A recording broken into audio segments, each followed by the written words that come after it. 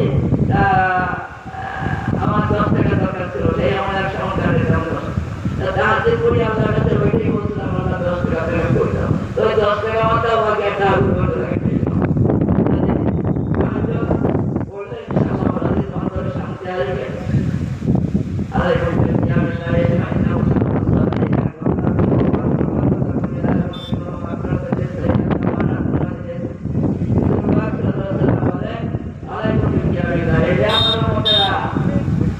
তোমাদের জন্য আমি একটা নুসখা, একটা পৃষ্টি শুনছি।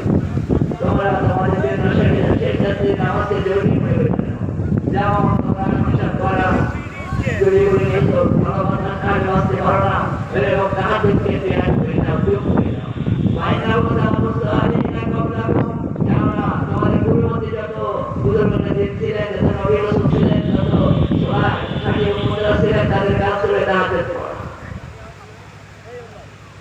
Allah ta'ala ala kulli qiyamil lail baina wa taqadu salihina qawlakum ayyakum ayyakum wa taqadu ila rabbikum Allah wa bihi namaz shumul ta'ala amanatu amanatu sayyar da তোমাদের গুনাহ নামাজ করে রাখতে আমরা প্রথম বারে ওই যতবার পড়ি আল্লাহ আমাদের প্রতি গুনাহ মাফ হয়ে যাবে।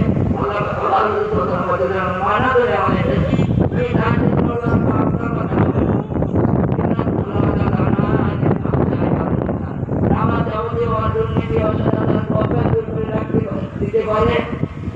আমাদের শিক্ষক বললে হবে ইনশাআল্লাহ, কিন্তু খাস করে তাহাজ্জুদের নামাজ পড়লে অনেক কাজের দিকে আর যাওয়া যাবে না। তাই এই ব্যাপারে আমাদের সতর্ক থাকতে হবে। বুজুর্গরা বলেন যে আর কবরের জ্যোতি পাইতে কোরআন তেলাওয়াত তৈরি করে, তাহলে তাহাজ্জুদের নামাজ কবরের জ্যোতি আর মুমকিন নবীর সওয়ালের জবাব কোরআন তেলাওয়াত তৈরি করে। যদি কোরআন তেলাওয়াত করা যায় মুমকিন নবীর সওয়ালের জবাব আল্লাহ পাক আসান করে দেয়। হাদিসে আছে মানুষ যখন ইন্তেকাল করে তাহলে তাড়াতাড়ি গোসল করা যায়, গোসল করানোর পরে সে যে কোরআন শরীফ আমরা পড়ে কোরআন শরীফ রুহানি ভাবে সিনার ভিতরে ঢুকবে। যখন তাকে কবরে শোয়ানো হবে, কবরে শোয়ানোর পরে যখন মুমকিন নবী আসবেন সওয়াল করার জন্য, কোরআন শরীফ জিজ্ঞাসা করবেন আপনার কার? কোরআন বল মুমকিন নবী বলবেন আমরা মুমকিন নবী। কোরআন বলবে আমি কিন্তু আল্লাহর কোরআন বেশি পড়ে আছি, তোমাদের প্রশ্ন সংক্ষেপ করো, আমি তাকে বেশির সাথে কানেকশন দিয়ে মামলা দিই। শুধু তাই না, দেখেন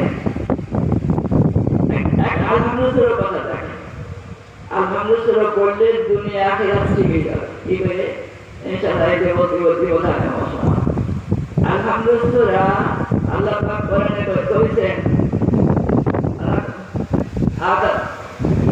আতাইনাকুম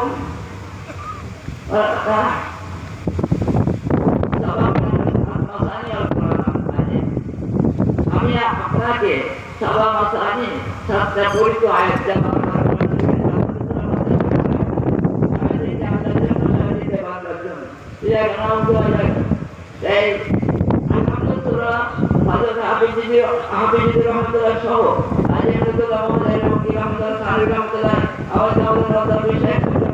সমস্ত আউলিয়াদের কাজের কিভাবে করতে হবে হযরত হাবিবুর রহমাতুল্লাহ বলেন, মানুষের দুনিয়া এবং আখিরাতের উন্নতির জন্য সূরা ফাতিহা আমলটাই যথেষ্ট। এই সূরা ফাতিহা কিভাবে করতে হবে ফজর সুন্নাত করে করতে হবে, আর সুন্নাত করে না করতে পারলে ফজরের নামাজ আমার বাড়ির পাশে মহকুরে একটা ঘটনা শোনে। আবু দাউদ বলে একটা লোক